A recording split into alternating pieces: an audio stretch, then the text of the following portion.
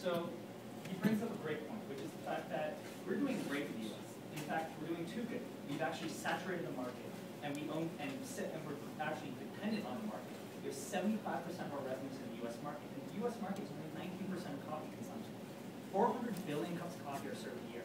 We're only serving roughly 70 billion, and that's because we're limiting ourselves. So if we want to improve control over this market, we need to expand internationally, which is why one of our key opportunities is China. China has a very split class system, and in some of the main cities in China, they're more than willing to pay the prices that Americans pay every day, which is around $2.50 per cup of coffee. Now, if we assume that we can target roughly 5 cities, and each city we can open up 20 stores successfully, which is actually a very conscious, or it's not the word for it, but it's conservative number. And each store we open would make roughly $1.5 billion, or $1 million, excuse me, that would be great, but $1.5 million. We can expect in just the top 5 cities that by the end of the year we can make up to $150 million in China alone. Now, this is just China. The market demand in China is not considerable worldwide. If we look at Italy, they have roughly 33% of coffee demand. If we look at Germany, they have like 5%. If we look at Japan, they have roughly 5%. But this is a key example where if we expand to China, we can make a significant new revenue source. So the bottom line is international expansion is going to lead to control over our growth and profit, unlike now, which is we're limited to the US market. Can you explain? Yeah, absolutely. Definitely not in the last one. Can you explain to me why you select the city of Lanzhou? Because I think they are people just drinking coffee. Really? Is this Yeah. No, absolutely not. So we researched these cities, and what we found is that in the core, in the center of the city, where all the happening business activity happens, the downtown shopping, that these cities would have coffee demand, and we compared it to local coffee and tea stores. Now, obviously, we understand that it might not be coffee sales here, right? So it could be tea sales, because you basically diversify. Starbucks controls a broad tea line, as well as coffee lines, as well as food. So if we were to expand here, we would absolutely target tea. But coffee is something that we did studies around, and they're willing to spend $2.50 per cup. And of course, that goes to for tea. So from our findings, we found that there is a market there. So you just said that you were all over, with the worldwide and everything. So why China now? Why China now? It's always been stuff, right? China was always growing or something. And why haven't you started it before? Basically, what happened after 2008 bubble, we started closing down stores. International expansion pretty much came to a halt. And we had a saturation of the coffee market over here, so we had to expand. Absolutely. Because of all the difficulties we saw in recent years, and with improving the our green process, we haven't really focused internationally. We still have some stores that are in very key locations throughout the world, but China is kind of an empty resource. We haven't really targeted China fully yet. We do have a couple stores in China, but if we expand here and really put focus into it, this is where profit can grow tremendously, as long as we can saturate the Chinese market. Are you really sure that the tea of Starbucks is very competitive in the tea market? Because in China, we love to do tea. We have a lot of famous brands, and one of even else Well, the Chinese tea is different from the tea. what kind of tea are you? We're talking the fast food, the packaged tea. Not when drinking the tea culture in China. We're not providing this kind of stuff. Because the tea mentioned here is Starbucks is our American product. It's quite different from what we drink back in China. Going on with the same question, the tea brand what we try to sell there in China doesn't look good, doesn't look on the plantation.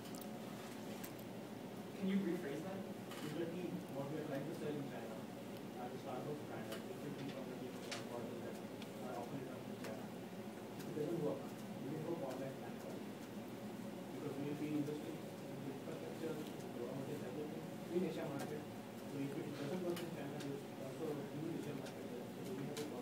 there are lots of countries in Asia which are potential customers of coffee. Likewise, in India, the coffee consumption has grown almost by 89% in the past 5 years. In Singapore, we are starting a collaboration with many companies. So we have a backup plan for other countries as well in Asia. Exactly, and one of the backup plans is actually what you're going to talk about next, which is targeting the lower class. Now, retail stores are very oriented towards higher class, and you're going to get into the reason for that. Another solution which is feasible and seems to have a potential is to expand the consumer packaged goods segment of the company. CPG is basically the packaged goods which are available at departmental stores such as Walmart and Safeway, etc. Our prime focus is to basically CPG has a profit margin, higher profit margin as compared to stores because it really doesn't have a huge investment. And we are really focusing for middle class segment because back in Asian countries, people prefer not to go to stores to get a coffee for something like $2, and they prefer to get some packaged coffee or teas. That is why we are really focusing for.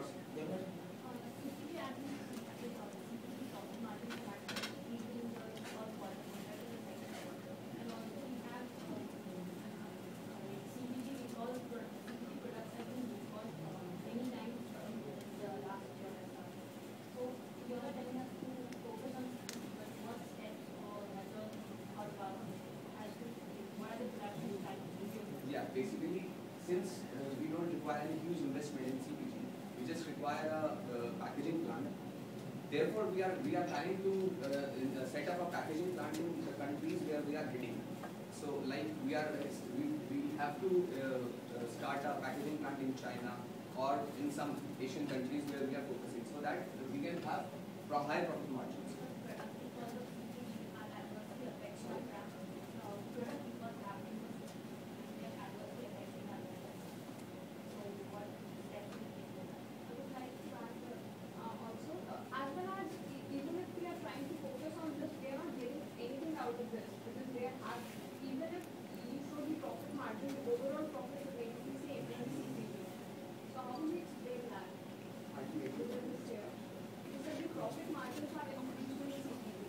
Not increased, they are higher than stores.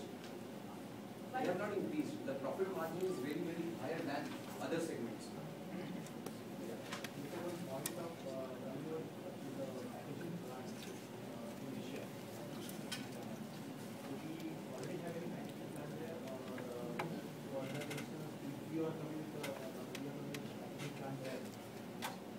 These stats are for the US.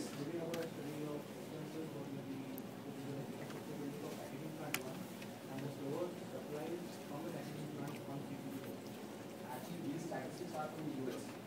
We have our packaging plant here, and that are the stats which are we facing right now. That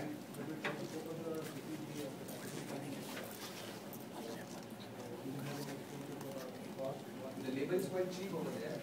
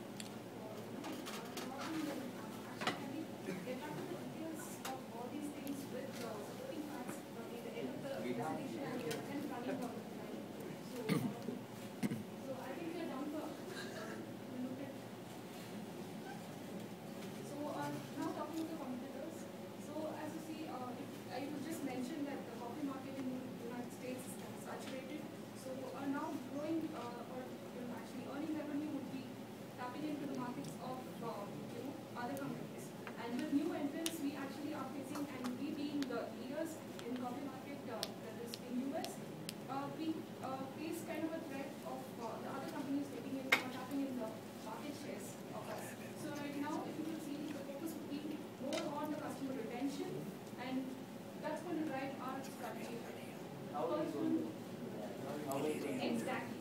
Yes, that's it.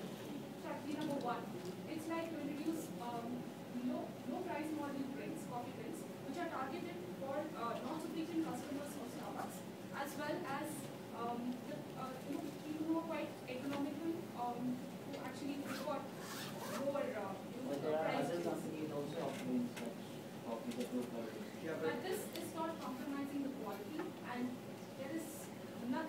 actually